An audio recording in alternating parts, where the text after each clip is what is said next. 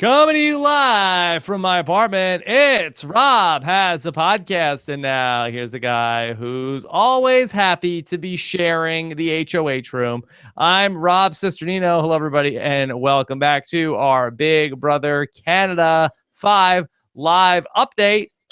And we did not get to a show after Monday night's episode, but here we are on a Tuesday afternoon.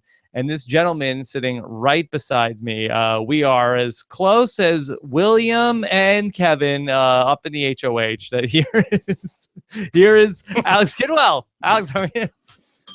I'm doing good. Maybe not that close. Where are your hands at? Where are your hands? That's quite close. No touching. No touching. All right. And of course, joining us via Google Hangout, here he is, the great Brent Wolgamott. Brent, how are you? Rob, the feeds have been hotter than a United Airlines public relations office. I'm telling you, we're going to talk about it. It's been good. I'm excited. Yeah. Much like a United Airlines flight, somebody will be removed from the Big Brother Canada house this week. Reaccommodated. They will be reaccommodated to a new location. They will be pulled off the Odyssey and out into the real world, where they will become the final pre-jury member, as I understand. Is that right, Brent? That's still up in the air. Alex, I haven't heard anything official. Have we heard anything official? We're just sort of assuming that, because there's still a possibility it could be a 9-person jury or an 8-person jury plus Canada's vote. We aren't yeah. All right, so we'll talk all of that through. We're going to be taking your questions. Hashtag RHAP. We'll start things off talking through just sort of a general catch-up, talk about the Monday show a little bit, and then we'll get into everything developing since the premiere of the LFC Roundtable, where this past Sunday, Taryn, Brent, and Melissa got together. Brent, I thought you guys did a great job. I finished the whole show this morning. Job well done. Great launch. Great, thank you. Yes, Taryn did a great job hosting. I thought Melissa was on point with everything she had to say, and I was okay. Yeah. The only thing I have to criticize, you guys are always killing Arissa Cox over stuff that she most certainly has nothing to do with. Okay. She has no control, I would imagine, on how often the live feeds are up. I made sure that I said that, look, this is my only point of contact. I know she watches the show, so I'm thinking, she might have a sliver of a chance rather than no chance, a sliver of a chance. Yeah. Well, you guys need to get the phone number for somebody else at Big Brother Canada. No matter what the issue is, you guys are always you're picking. I need an intern. Yes. Now you're bullying Arissa. She has nothing to do with how often. What is she gonna kick open the control room door? Hey, let's get these live feeds up. You're pissing off Brent. Thank you. That's what I want. Come on. He's already mad enough about stuff. Let's keep him happy with the live feed. Well, it has been really bad, Rob. I mean, I know you don't watch the feeds as much as us. Correction. Alex, did I not try to turn the feeds on today? An attempt was made. And what happened? Feeds are down. The Odyssey was not broadcasting this afternoon when we were trying to check out the feeds. All right. So other than that, but great job. Next Sunday, once again, Alex, will you even be joining the LFC Roundtable? Yes. I was at Reality Rally. It didn't work out this time. I'll definitely be there. Brent, do you want to hear any of Alex's stories from Reality Rally? I'm living for them. Do tell. Do you have any quick anecdotes from your time at the Reality Rally? Lots of Big Brother US, OTT, Canada, all of the Big Brother worlds were colliding. Yeah, no, it was a very fun event. It was a whirlwind weekend. A lot of stories, none short enough to share on, the But I will say that you and I talked previously, though, and you told me that the amount of survivors that were there was maybe it could have been more, you say. So the people that were there, you had a great time with. Yeah, it was Big Brother heavy for sure. Adam Klein, yes. Big Big Brother Canada representation, and and Adam Klein as well. So a bunch of Big Brother people, me and Adam Klein had a great weekend together. Basically. Cool. Okay, so fun stuff. Check it out next year as well. The Reality Rally, they do it every April down in beautiful Temecula, California. Okay, all right. But speaking of places to go, I don't know, weird transition, but whatever. That I want to tell you for the first time live on one of our podcasts that we are going to be on the road up in Toronto on the week of May 11th, actually May 10th Stephen Fishback and I will be doing the Survivor Know-It-Alls live from Toronto. That show, sadly, has already sold out. On Thursday, May 11th, that we have just announced this now, we will be doing our Big Brother Canada podcast on the road from the Sheridan Center in Toronto. We will have members of the LFC there. We will have former Big Brother Canada house guests as well. So tickets are still available for that show. You can get that at robhasawebsite.com/Toronto BBCan. That's robhasawebsite.com/Toronto BBCan. Very excited about that, Brent. Yes, and I will be there. I was 99% sure up until a week ago, and I realized that I have some points on a credit card that I recently got, and I got a ticket, so I'm coming. Yes. Okay, great. All right, so it's going to be a very fun show. 1 month from tonight, so it's all happening. That's right. Yep. We are on our way. And God only knows where we will be at that point in Big Brother Canada, but a lot to discuss between now and then. I guess let's get into the HOH reign of William, that we saw him become the HOH going back to Thursday night. Then we got to see a little bit of his HOH week. You guys talked a lot about on Sunday, Brent, about this big, they ended up all partying and having a lot of fun in the initial moments of everybody winning or William winning the HOH, right? Right. Everyone seemed to be having a good time, at least outwardly. There were a lot of people nervous, among the six and their cohorts who are not exactly sure what William is going to do. But then they had a party, and then the feeds went down, and the feeds were down for a while. And then that's where my bitching came in about the feeds being down, because we have a new HOH. We want to see stuff, and a lot of the stuff that's happening, especially when people are drunk and they're saying their true feelings, we weren't seeing. Can I present a counterpoint? I know that on Sunday, when you guys were talking about that the feeds are down so much, you guys were implying like, it's like the people that work the feeds go on a break and they don't want to go back to work. Yes. That the fact that it seems to happen around these times where things are, where, especially like where there's parties, I just feel like that there's so many corporate sponsors, like different product placement sponsors that we've had, between all these different things with the toothbrush and the different Kraft and Oreos and all these things. I just feel like that they're kind of worried about something that could happen on the feeds that may be unsavory for some of these different sponsors. And they don't mind showing a crazy party, but if somebody's going to get a little too crazy, that could be very bad for the brand. Well, this is what happens when you pick Oreo and not GoDaddy.com. I mean, all the sponsors are very wholesome sponsors, Brent. I mean, I suppose, but that seems like a tenuous reason to keep the feeds down for 5 hours, for 6 hours, when, what has been happening in the house only lasted for an hour or two.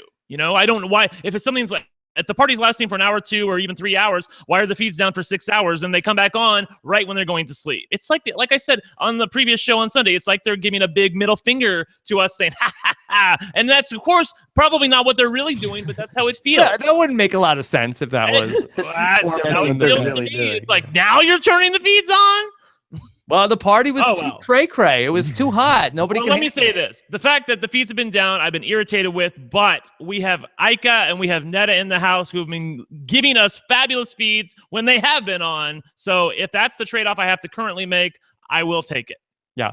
So I want to discuss William's HOH and everything that's going on with Kevin. We saw a lot in the episode, especially in the first half, about the relationship between Kevin and William, and it's been an interesting one. And Kevin in the diary room has consistently told us, like, hey, I'm going to do whatever it takes to win this game.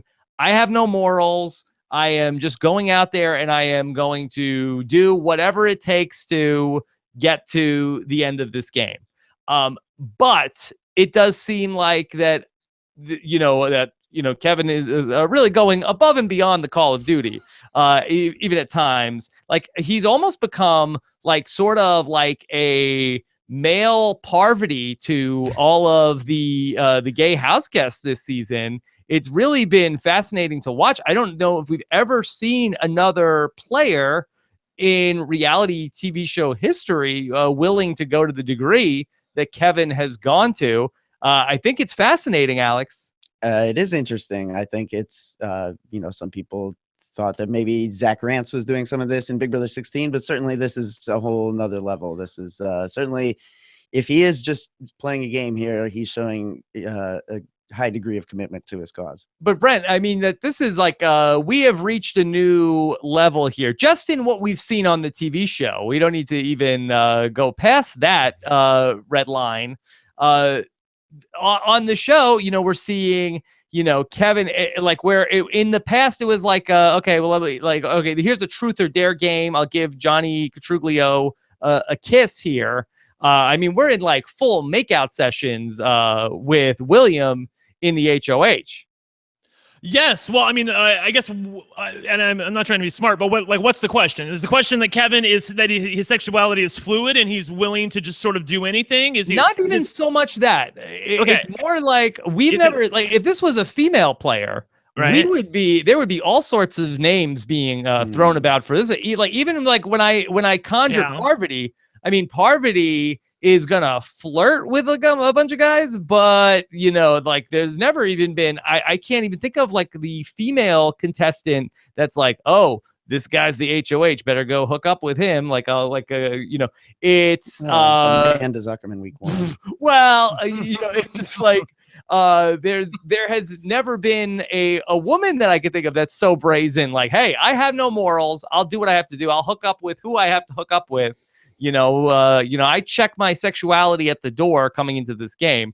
This is just for all in the name of not even like, oh, I have feelings for this person, don't hate me because I am, falling for this person. I can't control what I'm doing here. It's just that this is something that I don't know if we've ever seen before. No, I agree. It's something that, I mean, I'm really happy to see it because he's being really duplicitous and a little bit conniving, and it's wonderful to see that you can be this way because you everybody wants the fairy tale ending where a gay guy goes into the house and he meets this wonderful guy and they fall in love and live happily ever after. That's what the fans always want, but I don't want that. I want Kevin to use the hell out of William, and then the funny part is William is thinking that he's being used possibly, but Kevin is like, no, I would never do that. I would never use you. But in the diary room, he's telling us he'll do anything, and I kind of would live for William walking out of the house and getting his face cracked. Like that would be really fun for me to watch. It would be fun for you to see William get hurt in this? No, that's probably a bridge too far. Hurt, no. But I like the fact that Kevin is willing to do anything, and William is not playing hard enough right now. William basically, if you watched William with Kevin for what we did see of that night in the HOH room, or at least a couple nights, William was supposed to be the one getting the information, and he had this diary room where he was like, Dre doesn't need to worry, I don't give any information to Kevin. Meanwhile, cut to the HOH room and William's just spilling the tea, just telling Kevin everything, and he's supposed to be the one who is getting information from Kevin. Instead, he just totally misplayed his hand there. It really is this very crazy dynamic that he just has like this concubine who is up there like influencing what's going on in the game during this HOH stint. This is really uncharted territory that the Odyssey is in, Alex. Yeah, it's interesting. I'm trying to think of a good analogy, and all I'm thinking. I am too, right?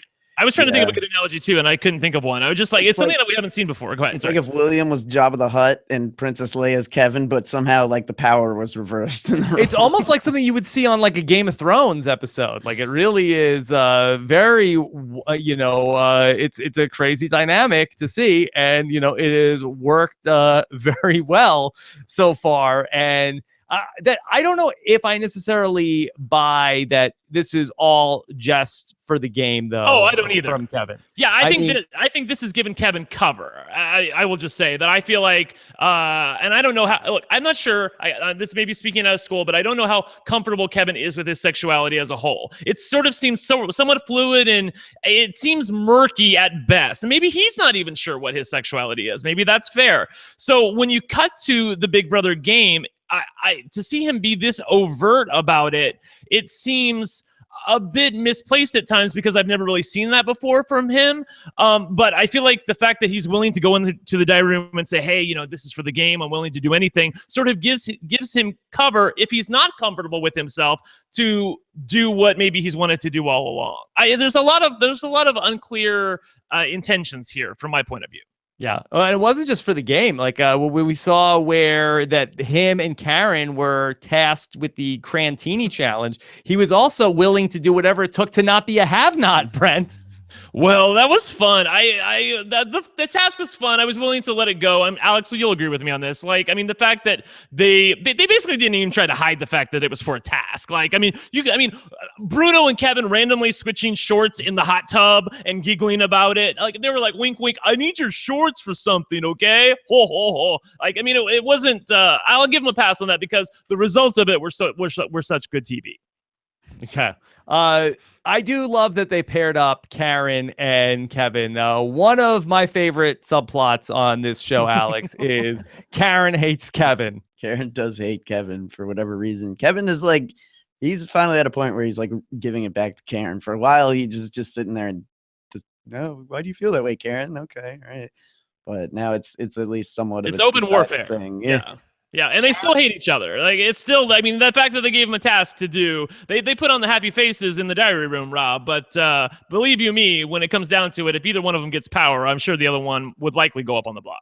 And even during the task, Karen's like, why couldn't you have given me anyone but Kevin? Yeah, she's like, Kevin is really terrible. He's he's really not very good. It really is not. Is there a way for me to win? Not good, Bob. Not good. Yeah.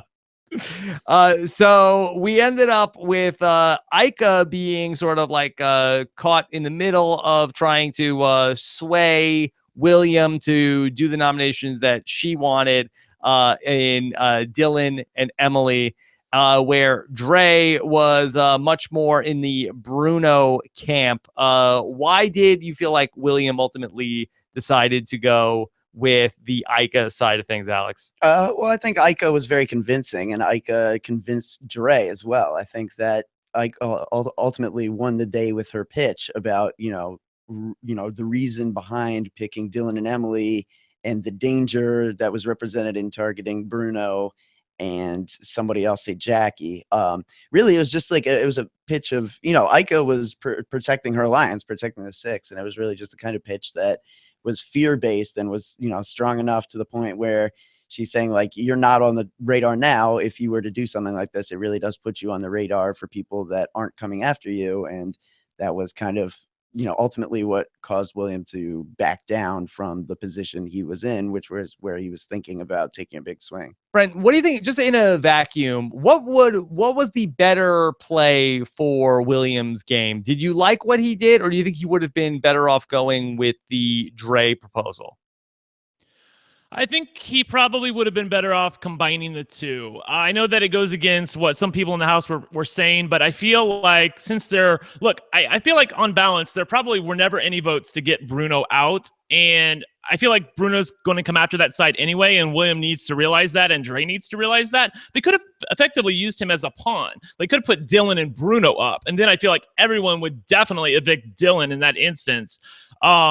And, you're not going to make Bruno any more pissed off than he already is, the fact that his side doesn't have power and they're losing one of their pawns on that side.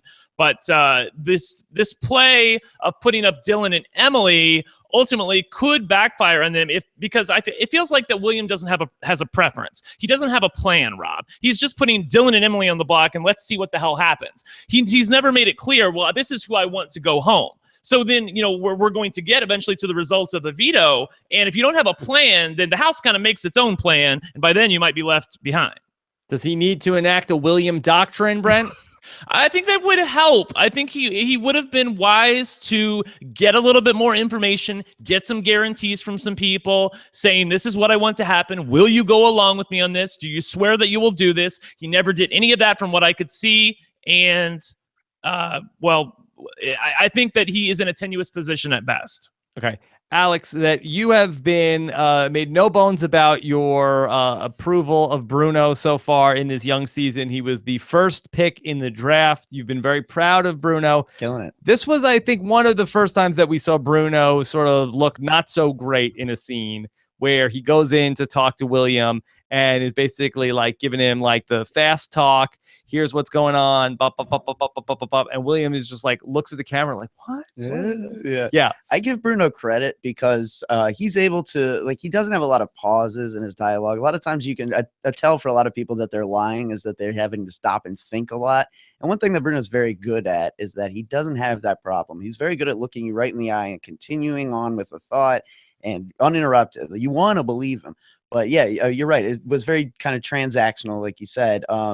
And it was just very short and very quick, and he hasn't like built up the basis with Williams for that to just be like a check-in kind of. I give Bruno like a C here because that was like average at best. Bruno did not stay off the block because of anything that Bruno did, so I give him basically no credit. It was all other people. Yeah, it was mostly Ika and Kevin that saved Bruno here. And I think another thing, like a big thing, is that he came in only really offering like, you keep me safe this week, I'd keep you safe next week, which, like, if you're gonna make promises, promise the moon. Like, say, I mean, he did later say like, I'd never put you up, but that's unbelievable. You've got to find like a good balance, like some kind of 3-4 week deal. Vanessa was very good at that. Not a lot of people have really found that balance. But just in that pitch in particular, you know, he came in sort of like a telemarketer in that he just came in. He just wasn't going to give William a chance to talk. Okay. Hey, by the way, William, I got a great offer I want to tell you about that. Did you know that for the next 2 weeks of the house that you could be for just $9.99 a week, that you could be, I know you're a good man. Okay, I'm going to go. Okay, goodbye. And that's really not the way that we've seen on these shows, the way that you foster an alliance. You know, we go back to even like on last week's Survivor, you know, Sandra is making a pitch. She's like, okay, let me talk to you guys. You know, soft and quiet, and okay, you know, give an opportunity for them to speak. Right.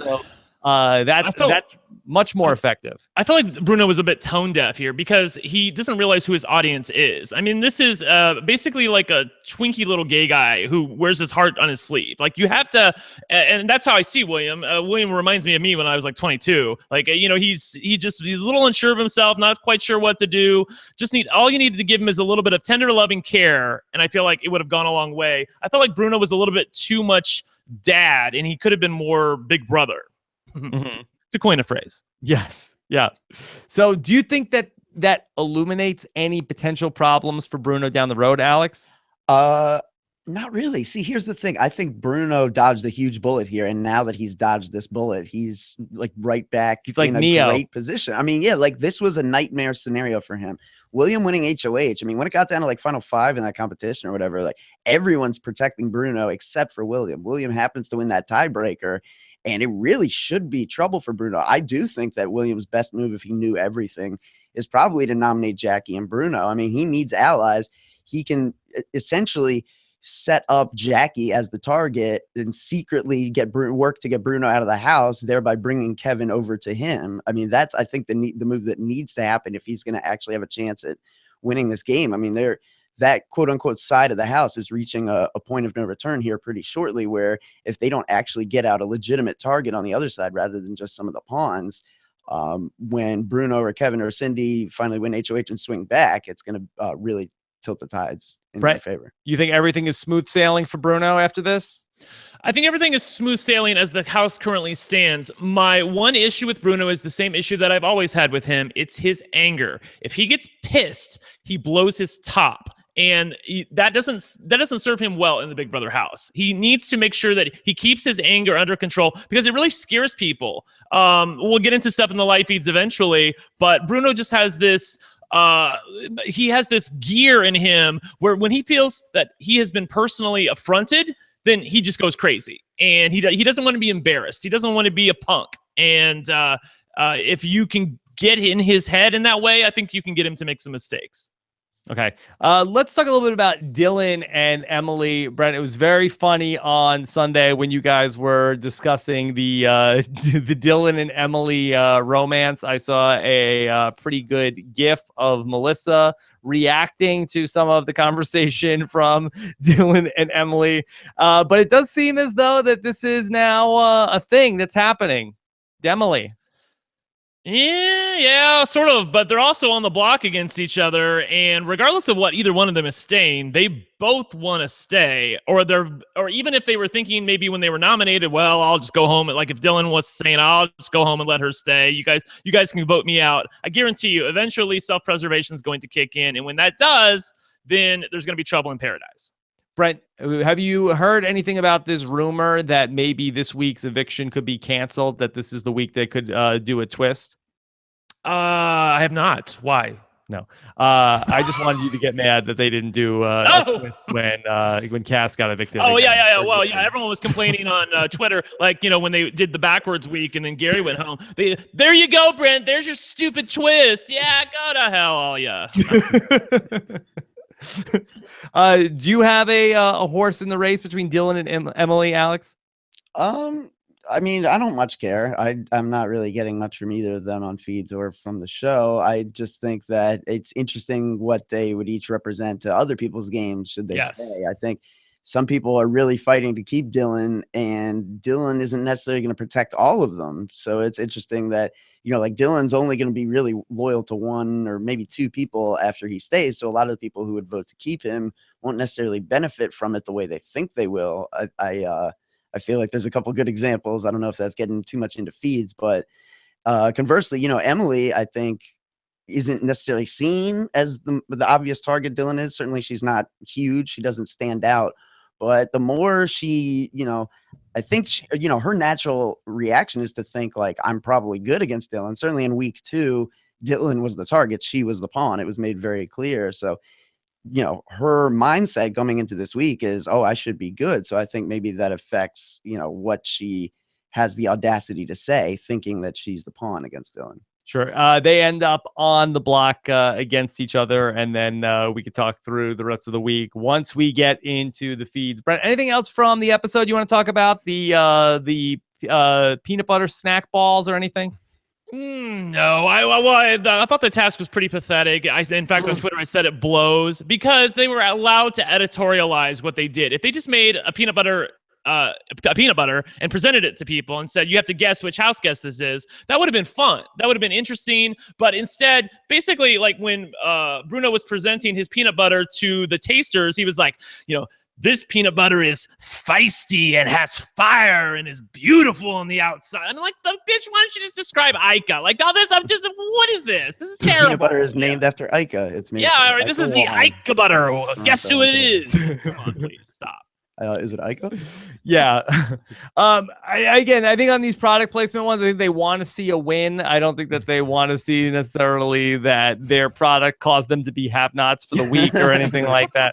Good point. So look, it's basically, it's a commercial. It is what it is. It helps Big Brother Canada stay on the air. So someone on Twitter said, Brent, it helps if you think of it not as a task, but as a commercial. And then I felt better. Yeah. Okay. If there's a BB Can 6 because of it, then I'm fine with it. Yeah. Right. All right. So that if there's nothing else to talk about from the episode, here's what we're going to do. We'll do a quick break. We'll come back and let's talk spoilers. The Office of Civil Defense has issued the following message. This is a spoiler. Warning. A spoiler. Warning means that an actual spoiler against this country has been detected and that protective action should be taken. All right, time to talk about the spoilers here for the week of Dylan or Emily going home. All right, Alex, can you give us the update on the veto? Okay, Kevin won veto. Okay, what was the veto? What was the veto? Hell if I know. I know that it was Dylan and Kevin at the end. It's been a long week. Feeds have been down. I've been at Reality Rally. I don't remember if it was. I don't remember either. Because that's not the point. The point is that it was Dylan, and there was $10,000 prize for the veto, by the way. Yeah, he won $10,000 as well. Yes, and that's been his cover of why he wanted to use the veto, which that was very convenient that happened to be one of the prizes for the veto competition. It was Dylan and Kevin at the end. Kevin went really hard after it, and Kevin won the veto. Okay, so congratulations, Kevin, on winning the veto. And wheels are in motion as always in the Big Brother house. So, all right, talk to me about the plan that came together, Alex. Okay, so once Kevin wins the veto, the initial reaction is, he's been putting in time building an alliance like him, Bruno, Netta, Dylan, and Emily. So Dylan and Emily were kind of expecting him to use it. And his initial response is, no, I'm not planning on using it. William doesn't want me to use it. And they're like, angry. Why'd you even win it? And he was like, well, A, the money, B, I told William I wouldn't throw it and I wanted to maintain my word there and stuff like that.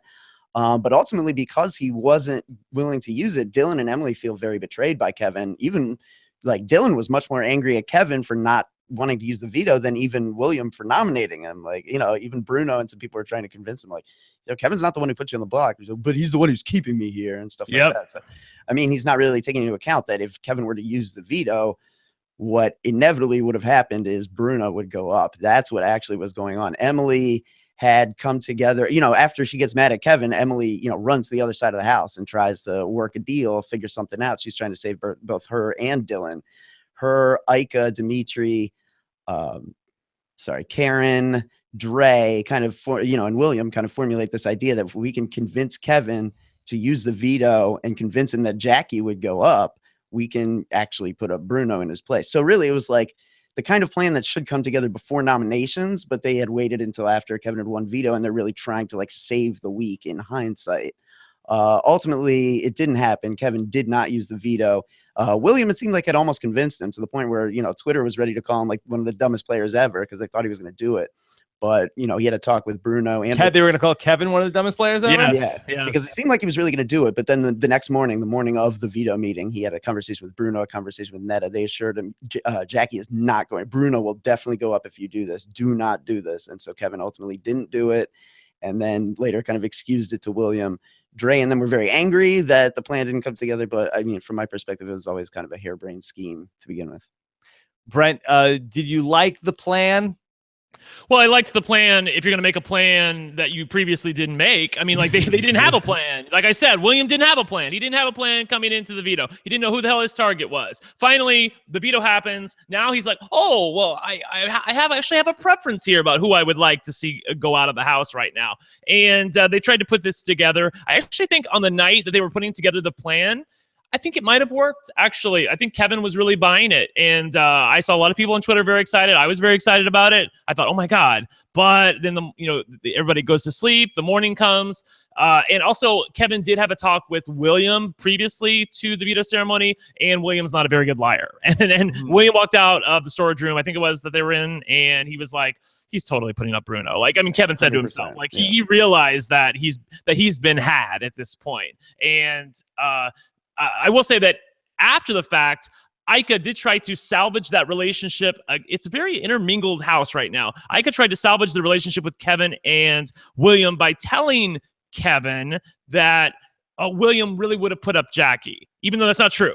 But she tried to get him to believe that, you shouldn't have used the veto, but if you had, William was more loyal to you than he is to Dre. He really would never have put up Bruno. He would have put up Jackie, even though that's not true. And interestingly enough, I think that Kevin actually is slightly safer based on this because he's now seen as pretty gullible, I think, to some people. And like Ika in her rotating, wheel of who she would target, I think now would target Netta and Bruno before Kevin because she feels like she can read Kevin. Yes. Brent, I'd love to have you weigh in on this. That so much talk about Kevin, and it seems like in the house, people are questioning how good of a player Kevin is. Alex is saying that online, people are ready to call Kevin the dumbest player. Is Kevin playing a bad game? Is he playing a bad game? No, he's not currently playing a bad game because by definition of the current game, he will not be targeted by anybody unless your name is Karen or possibly Dylan. There are a few rumblings that maybe Dylan would. Dylan's really still mad at Kevin, but let's look beyond that for a moment. I think he's probably a bad player in a vacuum. In the current game, I think he's probably above replacement level because he's got himself into a relatively good position in the house with alliance members around him who are willing to stick out their neck for him if he's in danger. And the problem is that his social game is lacking. He seems a bit shifty at times. He seems sneaky. He seems like he's a gamer. Of course, he's a poker player, so he's going to seem like a gamer. And I do think that his read on some people is probably also a bit below par. I feel like that other people in the house can read people better. That's really striking to me to say because by definition, Kevin is a poker player and he should be able to read people, but he's kind of bad at it. And, he did eventually get onto the fact that William would have betrayed him if he had used the veto, but that was only after a lot of help from Netta and Bruno and Ika saying that no, you shouldn't do this. Yeah, and ultimately Ika did walk back her desire to go through with that plan too, which, you know, helps tear it apart. That's been a, you know, kind of Ika and Dimitri's MO the last few weeks is, you know, is this the time to take a stand? We're about to do it. No, next week. So going back to Dylan versus Emily, Alex, where does the house stand right now? Right now, it seems like Emily's going to be evicted. I mean, you know, like I said, before we went into spoilers, it looked like going into this week, okay, Dylan is a big target. Emily's the pawn. They don't have enough information to think that it's any different from week 2. So Dylan is acting like resigned to going home. He's mad because he thinks he's done. He's saying, I'll self-evict, whatever. Like he's acting like someone who's, you know, on the way out the door. Emily is starting to like make deals and, you know, do things. And it's funny. It's almost like what Dallas was doing when he was up against her. And she was like, thanks for, you know, playing your way out the door. I didn't have to do anything and I get to stay. By doing what she's doing while she's on the block, she's actually making herself a threat. People are worried. Like I said, she ran after Kevin wasn't going to use the veto. She ran over and tries to make a deal with the other side. Because she does this, she loses a lot of, you know, Netta's like, all right, well, I was going to pull her in, but now why would I do that? I mean, she's clearly someone who's impulsive and I can't work with someone like that. She's seen as somebody who is interested in self-preservation, whereas Dylan is not seen as somebody who is. I mean, right. people really think team that player type guy, right? Yeah, Dylan's a team player he'll go down with the ship. He'll fall on his sword for you if he needs to. Emily, they can see is shady enough. She'll throw anybody under the bus to save herself, as would all of them. But they're like, I don't want to play with somebody like that. I like this pawn over here. And they wanted to keep, you know, one of the two so they could eventually use them to go after Ika and Dimitri. And I think that at this point, Dylan certainly seems more moldable to that idea. There's also, sorry, I just want to add something really quickly. There's also another element to this, which is Dylan has been saying openly and to Emily that I want to go home. And he's also been telling the Alliance, well, I kind of want to stay, but I don't want to campaign against Emily. So it's like a mini Clay at this point. Like he decides he wants to stay, but he really doesn't want to talk bad about his girlfriend. But like I said, you know, I alluded to this in the pre-spoiler section. That's going to cause a lot of mistrust between them because they're effectively against each other at this point. One of them's going to be out. So is it going to be a blindside for Dylan? It doesn't look that way. I mean, you know, Emily tried to gather, you know, she's like, everyone's voting to keep me, right? And nobody really responded to her in the HOH the other day. So I think, you know, she's already feeling like, oh, maybe it is me. And like, I don't understand. Like, you know, she really doesn't understand why it would be her. But I think it is sinking in at this point. It could still change, though. I mean, this is, you know, still could change, right? Like Jackie has promised to go with Kevin and Bruno, but Jackie is closer with Emily than with Dylan. So doing so would be a loyal move, but not necessarily a sensible move from Jackie's perspective. So there's still a couple dominoes that need to fall. There's so many things to talk about here because, you know, how far will Ika and Dimitri's push? How far will William push? If William really pushed, if he really pushed with Kevin, I think he could get his way this week. I think he could say, look, I kept you safe. You know, you said you would do what I want to do. I want Dylan out of the house. I want to save Emily. You owe me that. I think he could get Kevin to do that if he pushed hard enough, but I don't know that they're willing to spend. It's the same old story, just like with Cass, just like with Gary. They're not willing to spend the social capital needed to draw a line in the sand and say, no, this is what I want. They're letting Bruno and Netta have their way again, and I don't really think they're going to. I think ultimately they're just going to give in. Don't you think, Alex? Yeah, probably. And it is interesting because I think that besides, like you said, Bruno and Netta, the votes on that side are more flippable than the votes on the other side. Because I think, yeah, like you said, Kevin feels like, you know, there's an angle to work there. Jackie, like I was talking about. And then also Cindy. Like, Cindy doesn't have a dog in this fight at all. Cindy really couldn't care less. She hasn't fostered relationships with either of these people. So that's a vote that should be up for grabs if you're able to, you know. And Cindy is the reason why we're not going to get a blind side, because Bruno and his friends have been telling people, you know, don't tell people how we're going to vote. Well, basically, he wants to set it up so that it's a 5-4 to keep Dylan. And if Dylan wins HOH, he wants him to go after the other side. Well, a couple of things. Number one, that's not going to happen. Dylan's still really pissed at Kevin and could actually target some of the people that would vote to theoretically keep him. Also, Bruno is hoping that it's set up where it basically they look like the good guys and the other side looks like the bad guys. But Cindy doesn't want to do that. Cindy has good relationships with William and with Dre, and so she doesn't want to blindside them. So she wants to tell them, look, we need to be open about what we're doing here. I'm really so taken with Cindy. I never in a million years would thought that somebody like her would be the person that basically everyone comes to vent to and to calm down and to be basically like a sounding board. And she is that person in the house currently. It's so great to see. Yeah, she's done a great job of just not pissing people off and not overplaying. I mean, there's so many things you could do in this game to get yourself voted out of the house, and she's just not doing any of them. I wonder maybe in her initial season, if she didn't go out so early, if she would have, she comes back and she's like, hey, I'm here, everybody, being in that pre-jury, sequester, everybody's like, okay, whoever's going in, make big moves, do this, do that, be super aggressive. You got to represent for all of us. I wonder if maybe that was sort of like a self-fulfilling prophecy. And then she's just been so calm and easygoing this time around, Alex. Yeah, it's interesting. And she's probably the person that if she were to win the next HOH, I'd have the hardest time knowing exactly what she wants to do because she's laid so low. Also, I mean, she hasn't really established. No one's coming after her. I don't know definitively who she would target. I think she said she would target Jackie and Dylan. Isn't that what she said? I think she doesn't want to make any waves. She doesn't want to piss off Ike and Dimitri. She doesn't want to piss off William and Dre. She doesn't want to piss off Bruno and Kevin. So who's left? It's got to be Dylan and Jackie. Yeah, but would Bruno and Kevin, does she not want to piss off Bruno and Kevin the most? And would they not be okay with those nominations? I think that's a question. That's a fair question. At that point, could they convince her to go Dre and William? Maybe. Yeah, I think, Cindy's game is, right now she's in a really good spot. And I just think it's interesting that she really hasn't worked at relationships besides the ones she kind of had coming into the house, and she hasn't needed to. Okay, Brent, could you break down the latest in the ongoing soap opera with Neda and Ika? Yes, well, part of the initial conversation wasn't shown on the feeds, but basically, the funny part is they're just accusing each other of being exactly what they are. And by that, I mean, Ika's accusing Neda of, like, you're the kind of person, if you don't get your way, you get all mad about it. I'm like, bitch, who are you talking about? Like, come on, that sounds like you. Come on, like, have a little self-awareness here. Neda's saying the same thing to Ika. Again, Neda's been acting like that all season. She has an ego the size of Texas, so if she doesn't get her way, she gets mad about it. And it seems like Ika's aware of that.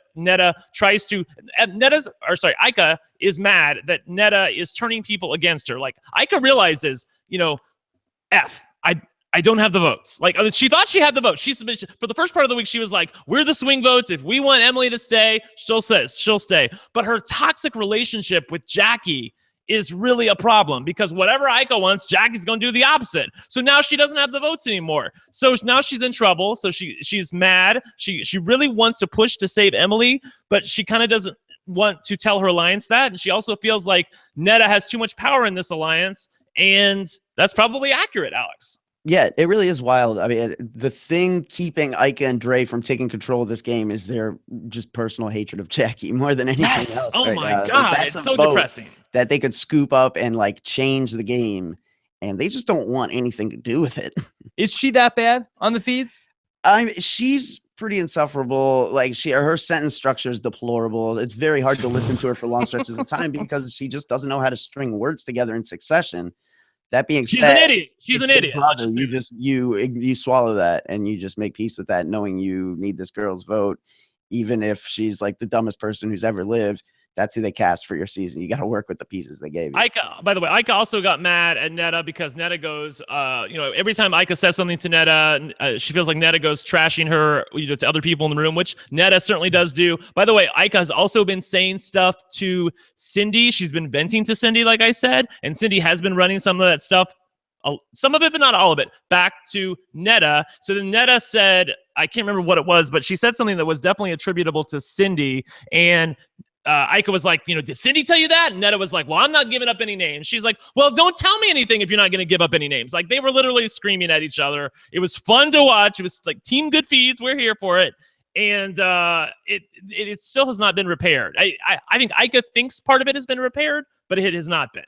Okay, so here's what I want to know from you guys. Do the vets have an Ika problem? Because at some point they want to get rid of her, and it seems like that time is coming sooner than later.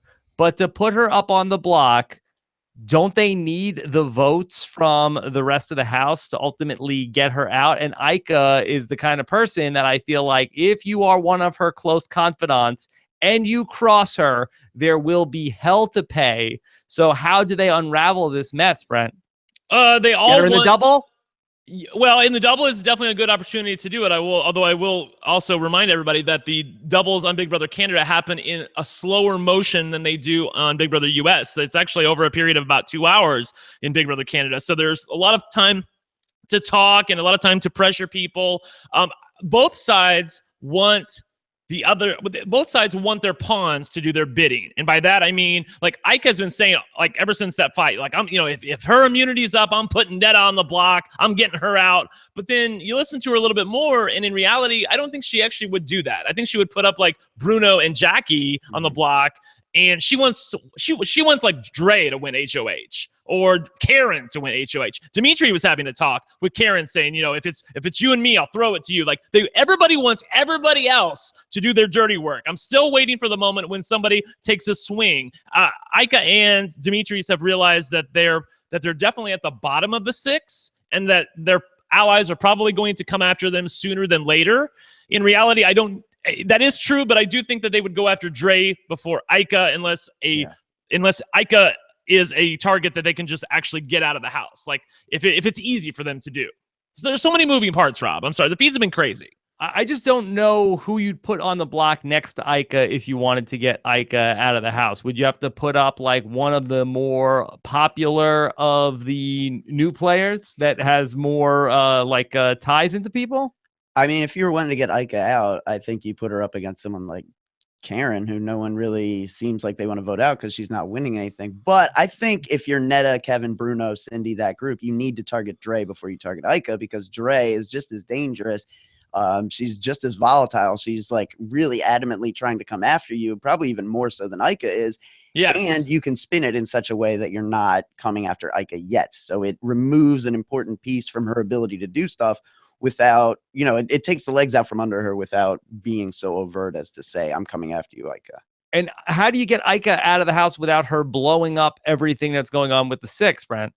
Well, she's been mad because she feels like that people are questioning her, that she has told William and Dre. Alex, to my knowledge, Ika has not told William and Dre about the 6, correct? No, I don't think. Okay, I mean, she's I have never seen definitely done a lot to undermine Williams' HOH. I haven't really seen her do too much to undermine the 6. And she feels attacked by the 6 when they are questioned because they are certain that with all the talks that she's had and how close she is. I mean, when Kevin is talking about this side of the house, that side of the house, it's so funny because he's putting Ika and Dimitris on the other side of the house. Like they're not even in his alliance to hear him tell about it, to hear how he naturally thinks about things. So it's a really weird, interesting game where there are people who are in your alliance that aren't even on your side of the house, if that makes any sense. Okay. That'll be very fascinating to watch as this goes through. One other thing before we get to some questions that I want to ask you guys. I thought it was really fascinating on Thursday night that we got the real Neda is the villain of the season edit in Gary Going Home. You guys talked on Sunday about how, actually, and on Thursday night it was brought up, could they hear in the house? On Sunday, it was definitely talked about that Neda had heard that people were cheering when she came down. Neda was almost completely absent in the Monday night episode.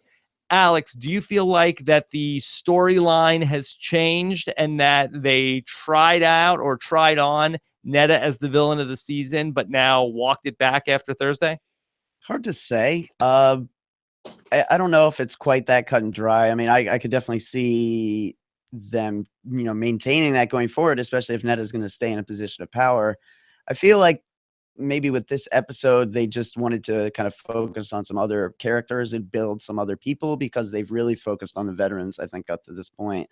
And now, like William and HOH, I think you need to focus more on William and what his relationships in the game are because he's been pretty much invisible through 5 weeks on the show. So he even won a competition before this, and it's like, who's William for a lot of people that are just watching the show. So I think it's maybe like too soon to say that they're necessarily backing off of that. I don't know who else they would go to as a villain, and they always do want to create these tropes of like, here are your rootable characters, here are your antagonists or your foils. And yeah, I mean, I think they would keep that going. I just think maybe they're not going to go so far above and beyond trying to I think force it. I think they're going to keep it going because the hero of the story right now is Aika, and she has her prince, Dimitris. I mean, to me, they seems like they want Netta to be the Black Widow. Like, that's what they're going for because, that's the alliance that's in power. Not a lot of people really like Netta right now, and she's aware of that. I think we alluded to this on the feeds. It was actually happening at the same time that we were doing our show, but Netta, I was kind of stunned at the fact that how self-aware she was, that to know, they were definitely rooting against me. Canada, please don't hate me. She said she's aware of the fact that, nobody ever likes who's in power at the beginning of the season. She realizes she's been in total power since the beginning of the season. So it's probably dawning on her, oh my God, people are not rooting for me right now. Like we're like the first 5. People hate us right now. And please don't hate me. Yeah. I thought that was really fascinating to watch, to sort of like know like who you are in the story and why people are feeling that way. So I think that's a really fun meta story to follow. It is, but I will say really quickly. I'm sorry. I just want to say really quickly in regards to Netta, and I tweeted this. I ain't mad at Netta for playing a great game. That's been fun to watch. All very cool. I feel like she's been a little bit of a sore winner when she's got her way. Like, you've already got them out of the house. You've already got them nominated. It's going to be 11-0. Why you got to be mean to Gary? Why you got to be mean to Cass? Why you got to laugh at them?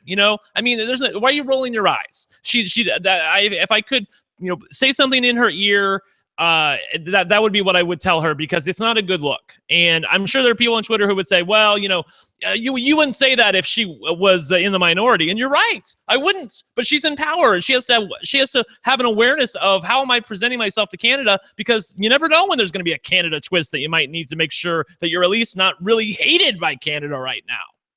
Meta Kalantar. And just to go back to the Netta talk for the Pawn Patrol, I mean, if we had to go to war when the 6 is going to split up, I mean, who is the pawn that Netta absolutely controls? Is there anybody, Alex? So she, it seemed like it should have and could have been Emily, and we've gotten away from that. There was a party where it seems like they had a falling out. Netta was mean to Emily or something, and Emily took something personally, and then they haven't been as close since. Netta's been putting in a lot of work with Dylan, and it seems like she wants Dylan to be that person, that Dylan is, a good option for that. I think the problem is that Dylan is the kind of guy who's always going to choose a Bruno over a Netta. The other option there is Jackie, and Netta has been doing a lot to pull in Jackie. And, that's almost the opposite situation where Bruno and Kevin have been doing a lot of work to pull in Jackie, but maybe Jackie very much, she's been drawing a lot of Heather comparisons. And I think kind of like Heather, maybe she would always pick a Netta over a Bruno. So I think it's kind of a, juxtaposition there a bit. Because Cindy, as far as I know, Brent, she's more loyal to Bruno and Kevin than to Netta, right? Oh boy, I couldn't tell you. I mean, in a vacuum, I guess, but it seems like she's pretty loyal to Aika. There were some things that she was saying to Bruno that seemed to me like she was spinning things to try to save Aika. That she wants to make sure that this everything lands peacefully here. She wasn't giving up everything she could have, because Aika said a lot of things to Cindy. Cindy could have run all that back to Bruno and to Netta. Alex, she didn't do it. And I was kind of like stunned about that. I was like, oh my God, like she's not telling him the truth right now. She's lying to Bruno about some of the stuff that Aika said. Yeah, well, it's interesting because all of Cindy's worth comes in her ability to, run between the vets and micromanage the relationships within the vets, because she hasn't really fostered relationships with the new players. So as the vets leave, Cindy's ability to maneuver dwindles. So I think it really is in Cindy's best interest in particular to keep the vets all working together. Okay. Let's start to jump into some of the questions that you guys have for us. Hashtag RHAP. Why don't we start off with Love Tour Alex, your favorite. Which relationship will last longer, Demily or Demika? I mean, I feel like that if Demily can, or if Demika can make it to Friday, I feel like the odds are looking good for Demika. Yeah, well, especially because they're both single outside of the house. Yeah. That helps. Yeah, definitely. And I always felt like that, maybe I'm misreading, but I always felt like Dylan likes Emily a whole lot more than Emily actually likes Dylan. Like he's cool to hang around with, and if you don't have anybody in the house to sleep with or cuddle with, he's cool and all. But in the real world, would she really be with a guy like that, a meathead like that? I don't really think so. On the other hand, Dimitris and Ika are absolutely hot for each other, and they're beautiful together. And they need to go off and get married and make beautiful babies. Like that's what needs to happen in this story. Yeah, I liked how Emily said it took me time to, catch up with everything. And it's like, it just took, circumstances and, right. Just lack of other alternate options. Exactly. Yeah. Brent, yes or no? Dimitris and Ika will be on the Amazing Race Canada sometime in the next 2 years. Oh, yes. And that would be a great team. That'd be so fun. It's so funny because coming into the season, there basically was no difference between Mark and Dimitris from what I could see. On that first vote when it was 7-6. And how lucky are we that we got rid of Mark? No offense, Mark. And got to save Dimitris because sure he's watching. I know, right? Dimitris is so fun, and he's not a douche. He's able to laugh at himself. Like he's flirty, but he's not like cocky about it. He's a great guy. I really love him. They're a really fun couple. Like I think that it would be very fun to see how that progresses outside of the Big Brother house, because there's so many things that could go wrong at any moment, but it's also very fun to watch. And it seems like that he's aware of these issues that Ika could go off at any moment. But he can't resist. Right. And he knows how to screw with her a little bit. Like, she has this ring, or he gave her this ring, and he was like, if you win HOH on Thursday, I'm going to take that ring off of Ika's finger and put it on your finger. Haha, just kidding. And Ika's giving him this look like, I can't, how did you say this? I don't know what, but they're so fun together. It's great to watch, and I don't want to see them split up. I'm worried that, Bruno and his friends might want to get rid of Dimitris. And I know they're saying stuff about Ika, but I really do feel like, Kevin is aware that Dimitris is a really good competitor. And if they might be thinking, if we get rid of Dimitris, we could bring Ika back into the fold. I mean, I want to see them stay together. So I hope they can make it. I'm very nervous. Like I told Taryn, I'm usually very excited for double evictions. Very nervous for this one. I really, really want to make sure all of our favorites make it through. Yeah, let's talk about the double. Alex, who is most likely, do you think, to go out in the double? Could we end up seeing both the Dylan and Emily go out? Possible. I mean, it depends on who wins. I just feel like with the double, like the people who would go after Dylan, like Dimitris has obviously been targeting Dylan and has said that's who he would get out. But if you have the opportunity in a double, it just seems like that's the time that they would actually try to make a swing at Bruno or somebody bigger potentially.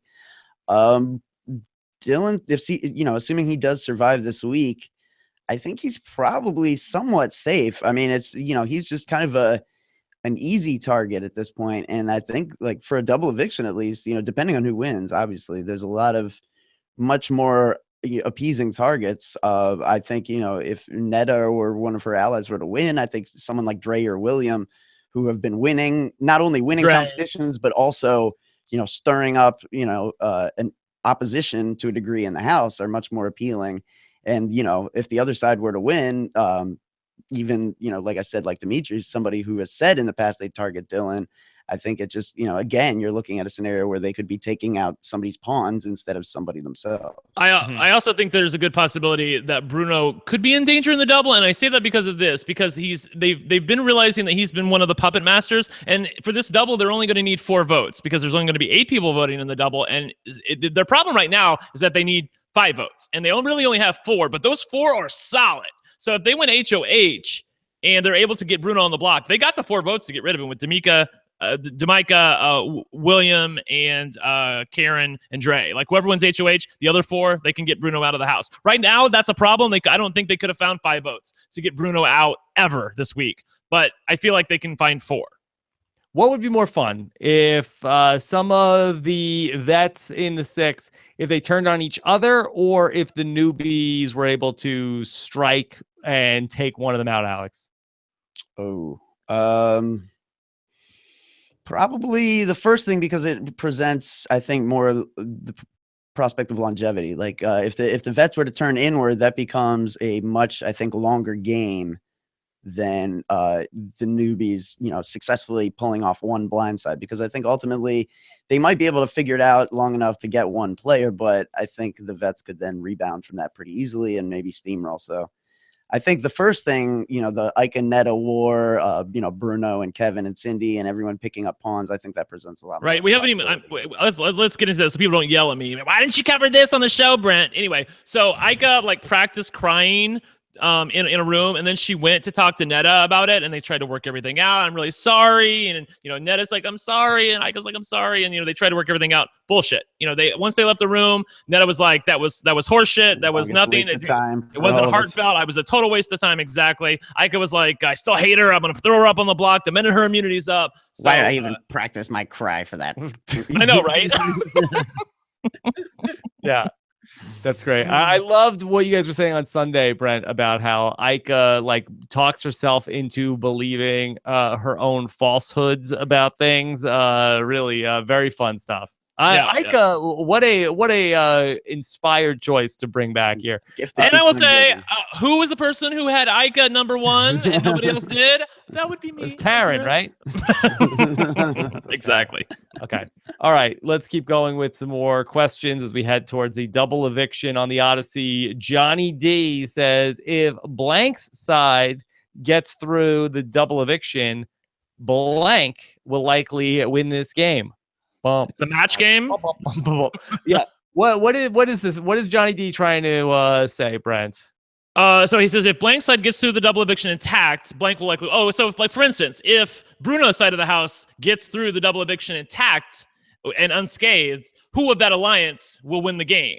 I think that's pretty tough to say. I mean, there's a lot of game to be had. Alex, go ahead. I'll go for it. Okay, so if Netta's side wins the double, Bruno wins this game. If Ike's side wins the double, William wins this game. Oh my God.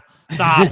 I can't. No, probably Demetrius. I mean, Brent, are you seeing this? That this is something that was, I think, on the last show I did with Taryn and Melissa when we were talking about who is this season's Netta? Who's the person from these newbies that could rise? They said William was in that position, but I have to say, and again, I'm not on the feeds like you guys are, and really, I mean, who is? But I don't see it with William. No. I don't see it with William either. I mean, he's a bit of an idiot too. I think there's a couple of idiots in this house, and he's also really worried about things that don't really matter. He's all up in Kevin's ass about did you call me a boy toy? Sorry, yeah, I know. He's like, did you call me a boy toy? Because I've heard that. I think it was Emily who was spreading that rumor. He's all taken aback. I mean, I would kill for Kevin to call me his boy toy. And William's all upset about it. And it doesn't matter for anything. And he's kind of screwing with his relationship with Kevin, which is a good thing. He's just, it's bad gameplay, Rob. Bad gameplay. I go back to my pregame interview with William, and I was talking to him about okay, what's going to drive you crazy about this house? And he's like, oh, the people that come in the house and they look for love. Really? That would be crazy. I was like, and then look at him. He's in a showmance here. I did not look for it, Rob. It just found me. Found you. Sorry, William. Yeah, and I hate that stupid jacket he wears. Take it off. Yeah. Okay. This is from Silvista or Silvitza. Could you please discuss about people cheering when Netta lost the HOH comp and whether there was talk about it in the house? Well, Netta herself, as Brent alluded to, talked about it, and she was talking to the people on the feeds. I saw on Twitter that there was some discussion about Kevin and William talking about it. So, Alex, how big of a topic of conversation was it? Netta getting cheers when she came down? I mean, big enough because, right, anytime they get anything that's, news, so to speak, I mean, that's current events for them. And that's all they have is oh, did you hear there was a thing that just happened? So that it's a talking point now that you can have in the house because there's so many things you're not allowed to talk about. Yeah, it was definitely something that just, was talked about. I think it adds to this idea that kind of some people are beginning to have and use in their when they're formulating what their next step is, that Netta is the villain of the season or is getting the edit that makes her unlikable. So that always, it shouldn't be a factor when people are picking allies, but it always seems to be something that does come up in conversation. As far as Netta goes, obviously she was throwing that comp, so it's kind of funny that people decided to, but like, it just goes to speak to the fact that plenty of people in that audience don't understand the game they're watching. Brent, do you think it could entice people to take a shot at Netta when she becomes vulnerable because they think that that is something that the audience would like? Yeah, especially people who are in the know, like Ika. Like Ika's so good about realizing, where the audience probably is at this point. She's right, she's probably right up there with Netta. Like they realize how Canada and everybody watching views them right now. Netta's aware of the fact that they probably don't like me right now. Ika's aware of the fact that they probably hate them right now, and they're rooting for us. We're on the side of the good guys over here with Dre and William. Like, that's the people who everybody's rooting for. So I think they don't fear her. I think maybe at the beginning they were like, I think they maybe were a little stunned that she got the immunity. And now they think that they realize that Canada thinks they made a mistake. Okay. I think the jig's up a little bit too with that. I mean, she had a lot of pull a few weeks ago, but I think increasingly the people who took her word as gospel are fewer and further between, because she's, the same kind of tactics have worked now for multiple weeks. People are kind of on the Netta's MO a little bit. And I think even the people who are loyal to her, they know exactly what her game is. I think, it's kind of telling now that, it used to be Netta was like holding court and everyone's coming to Netta. Yesterday I was watching on feeds and Netta listening with her ear to the door to a Ika and Cindy conversation. I think that she's got to get back to her roots. That's a big change. You know what I mean? That changes everything. But you're right. Yeah. Netta on the outs was Netta that dominated Canada too. So Brent, can Netta do a full 360 here where she needs to lose her power and lose her dominance in the house to regain the curry of the favor of the fans? Yes, like I said on the feed show, like the fact that she had enough self-awareness to realize what we all were thinking and feeling, and sort of like threw herself on the mercy of the court and was like, please guys, don't hate me. I know what you're thinking right now. I know you always hate the people who are in control at the beginning of the season, and I get that. Like the fact that she got that, I was like, that made me instantly feel better about her. She needs a close call. And in front of Canada, like the people who don't watch the feeds, I feel like she needs a close call where she's nominated and survives, or really has her back up against the wall and somehow pulls it out, because that's the Netta that I fell in love with the first time around. The one who was like working behind the scenes and then eventually was an underdog and got herself to be the queen bee. Being the queen bee from the beginning is no fun at all. I mean, I don't really want to watch that unless your name is Ika. Okay. And just to clarify really quickly, I know I said that people who are booing Netta don't understand the game. I mean, really what I meant by that is that if you want to see Netta leave, you should want her to win HOH right now, because all that does is create a target for when she's going home. I mean, did you hear the people in the chat room booing you? Is that what just happened right now? I did read a thing. And then you reacted to it, the people in the chat room booing? Well, the chat room is very large in front of me over here at your studio, Rob. I'm not used to such well, that could be very distracted for a newcomer here to see the, you gotta sort of keep it in the peripheral vision. And I think her first rodeo, I had a transition. It wasn't uncomfortable. Her Netta's social game is okay. I don't think it's great. I feel like she lets her irritation show to people that she shouldn't let it show to. And I have also worried in the past about how much power is she letting Bruno accumulate. I feel like that she needs to at least be equal to Bruno in terms of her power and pull in the house. And I feel like that she is sort of closing the barn door after the horses have gone, as far as like Bruno and the people that he's got on his side who would be more willing to choose him over her. And I feel like she's not aware of that. So that's where her game is lacking to me. Yep. Okay, let's take one from the franchise. Which 3 players are in the most danger to be evicted come double eviction? Okay, let's do the double eviction power rankings. Okay, the person most likely to go out in the double is whom? Dre. I think Dre. Dre, wow. I think she's up there. She's been it's been a few weeks now that Dre has really been beating the drum of like, if I were to win, it would be Kevin and Bruno. And that has gotten around the house. Kevin and Bruno know that that's been said. All right. That's number 2. Not to be tolerated. Oh boy. Do you think Ika's in danger? I think Jackie's in very much danger of being nominated, but probably not of actually going home. I think Ika could go. William could go if Dre were to win the veto. Very easily, William could go. Bruno could go. Oh, don't tell me every name. This is top 3 answers on the board, Brent. I think Dre. I think that Ika really is in danger. I really do If you think that. were going to try to surgically remove Ika, the double would be the time to do it. If you had the votes, because she is going to blow up everybody's game on the Especially way if you out. can throw the challenge to Jackie, so much the better. She will be launching grenades for a week, killing people on the feeds. I feel like you have to nominate her against Demetrius too. I mean, because he's going to go hard for the veto. He's going to try and save himself. And I feel like that they would. I don't know if they could do what they want at that point. But I feel like if you're gonna nominate Ika and Demetrius, I feel like you should get rid of Ika and try to reel in Demetrius. He could maybe bro down a little bit. He seems like a cooler guy. He'll let it roll off his back. Ika's definitely not that person.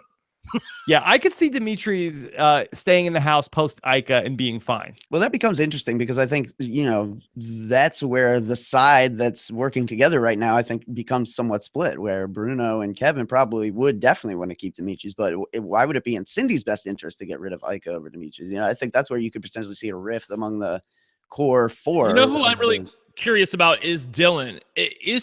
What if he wins HOH? What if he pulls like a Corey from last season and out of nowhere wins HOH? Is he going to follow through? And because he's still mad at Kevin, really pissed. He doesn't. The thing that's sort of lit up with Dylan and Emily is they've realized that they're the pawns at this point, Rob. I can't believe we forgot to talk about this. Dylan and Emily realized that they've been had by their alliance, that their alliance did not fight for them when William was making his nominations. They've been asking like, well, why didn't you fight for us more? Why didn't you try to save us? And basically the answer is, yeah.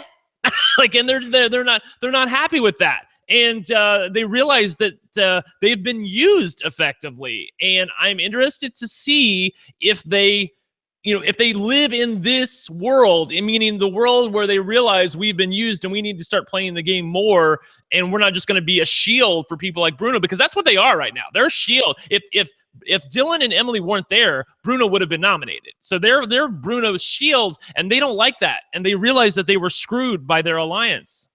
Dylan is angry. I have a hard time believing if he were to win power and then stop and, in that moment, think about it. Like, yes, he's burned by those people, but at least they're trying to play with him, even if it's only partially. Like, the problem is that when a rift is created and someone like Dylan or someone like Jackie has been thrown under the bus by the vets, Dre and William and people aren't scooping them up. They're not doing anything to try to bring them back in. So it's not, someone that's burned me versus, a new exciting prospect. It's, someone that's burned me versus someone that won't even look my way. I almost have to tuck my tail between my legs. By the way, Rob, Dylan also got mad at Bruno. There was this fight on the feeds where after the veto ceremony, Dylan was like, well, I can't believe he didn't use the veto. Jackie would have gone up. And of course, Bruno doesn't want to say that he knew that he would have gone up. He was just like, well, he didn't want to do it because he wanted to make William happy. He was sort of dancing around, but Dylan and Emily could both sense that Bruno was more interested in saving his own ass rather than saving themselves. And they really shouldn't be mad at that, but of course they're mad because they're going to be split up, and so they're really pissed at him right now. And he called him a paranoid punk. He said, hey, I'm not going to work with you guys anymore. I'm through. And I'm interested to see sorry, go ahead, Alex. What? The free agent. Yeah, I'm a free agent after this. I'm a lone wolf. But I don't know if that's really true, but it's definitely the relationship, even if they save him at this point, the relationship is not what it was. Okay. Let's do a couple more questions. Marjorie Diaz-Twine, should they just kill the live feeds and air daily episodes like BBUK? I think that's a tall order. Nah. We still get stuff. I bitch about the live feeds, but they've been good for the past couple of days. They haven't shut them down too much, even though it is funny that you tried to get on the live feeds and they were down. But we've been getting a fair amount of information. But Alex showed me how to get it set up, so now I can watch. Whoa, easy, easy there, easy there, old reliable. Okay, all right. Kelly White says, "How do you guys feel about a possible Canada jury vote?" We've had this before. Brent, does this do anything for you? No, it's fine. I could take it or leave it at this point. It's okay. You're playing Big Brother Canada. It's not Big Brother US. It's sort of a mix of BBUK and BBUS. They've always said that it's their own entity, so they can do whatever. Is there a sure thing? I'm sure people would say like, "Oh, why don't you just give it to Netta?" Like, well, now Canada hates Netta, so right. I don't know if Canada hates Netta, but people are unhappy. Yeah. The only thing I don't like about it is that you're sort of at the mercy of the editors. And there are a lot of people who have been playing some interesting games that have not been shown, who would obviously never have a chance at a vote. And there's other people that have been shown a lot who maybe aren't getting the most flattering representation. Yeah. Don't let it be that close then, is what I would say. Okay, yeah, I agree. You know? Okay. Yeah. Let's do one more question here. This is from Mr. Robot Taran. Will Aika's double agent gameplay catch up with her sooner or later? And is she the worst kind of alliance mate to have? Brent, let me let you field it because it's a Taran question. And you've been so high on Aika now. It's almost like she's the new Cass for you. So what do you think about Aika being the worst kind of alliance mate? I don't think she's the worst kind of alliance mate because she definitely has put in her time to save elements of this alliance. I mean, this alliance has won in things that done, and she's gone out and done them. So I don't think she's ever the worst kind of alliance mate. As far as her double agent work, it's sort of a little bit triple agent-ish because she's a double agent, but I think at times she doesn't even know what she wants. She's not. She's not even sure which side am I really fighting on. She's going over to Bruno and saying, "Hey, I did work to make sure that you were safe." Then she's going over to Dre saying, "I can't believe we should have used this opportunity to get rid of Bruno." Or she's telling Demetrius, "I should have listened to Dre when she was telling us to get Bruno on the block." And she sounds totally believable, and she's not lying. I just feel like she sort of like sways with the wind as far as what she wants. What do you think, Alex? Worst kind of alliance mate to have? No, I mean, no, Brent's right. I mean, she's done a lot for her allies at times. I mean, especially I think Bruno owes a lot to her this week. I think, Kevin has really owed, stuff to her at times. She's, smoothed over things with Cindy. I mean, she's really done a lot for her people in her alliance. Sure, she's erratic and at times very emotional and hard to deal with, but everyone's got their drawbacks, I think, as someone you work with in the Big Brother game. And I would rather, work with someone who I feel like is willing to go to bat for someone else and is, then going to need, to be reined in and sometimes calmed down versus someone that I always have to question what their actual motives are and if they're really going to go to work for me. So, by the way, Kevin, pretty good. Sorry. I thought you were done. Kevin and Netta and Bruno were all talking, and they were like, well, they don't really know if they trust Aika and Demetrius at this point. So they're going to test them, and I don't know if it's happened yet since we started the show, but they were going to go to them and say, like, look, we really want to get rid of Emily here and see what their reaction is. And if their reaction is bad, obviously they're probably going to target them. And if the reaction is good, then they probably bought themselves a few more weeks. So they want to see, how are they going to do what the Alliance wants? The problem is that Aika and Demetrius have been doing what the Alliance wants. And I think they're kind of sick of it at this point. They want, because the Alliance is targeting people that never would have come after Aika and never would have come after Demetrius. So they're like, well, why are we part of this? And I'm sitting at home saying the same thing. Like, why are you part of this if this is so not benefiting? If you're getting rid of all the people that would never target you, why are you part of this? I feel like they should have drawn a line in the sand last week. I feel like this week they don't have the votes to do it. So I feel like they need to acquiesce and get rid of Emily if the votes aren't there and try to make something happen in the double or beyond. It is crazy in hindsight to think that they're sitting here right now thinking like, if only we had better numbers or more numbers when Demetrius had 2 of the 4 HOH weeks and used them to get out Cass and Gary, both of whom were very clearly like willing to work with Aika. So yeah, I mean, if they go out sometime in the not too distant future, that's going to be the story of their game is they didn't pull the trigger. They will regret that. That's the worst kind of Big Brother game. When you have the opportunity to make a move and you don't do it, you can always say, if you took a swing and you missed, that's okay. I took a swing and I missed. But if you let strike 3 go by, and you're out of the game, like that has to be the worst.